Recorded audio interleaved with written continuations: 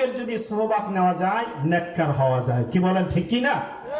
আমাদের এই মাঝে আজকের আগমন করবেন পাক ভারত উপমহাদেশের বিখ্যাত ওলিয়ে কামিল হযরতে শাহ কারামাত আলী জৌনপুরী রহমাতুল্লাহি আলাইহির খানদানের উজ্জ্বল নক্ষত্র আল্লামা আফজাল আহমদ জৌনপুরী হাফিজাহুল্লাহু তাআলা এমন একজন আল্লাহর ওলি যার চেহারার দিকে তাকাইলে হাদিস শরীফ সাক্ষী দেয় যেই ব্যক্তি তাকাইবে সুনজর দিয়া তার জীবনের সমস্ত সগীরা গুনাহ আল্লাহ মাফ করিয়া দিবেন। সুবহানাল্লাহ।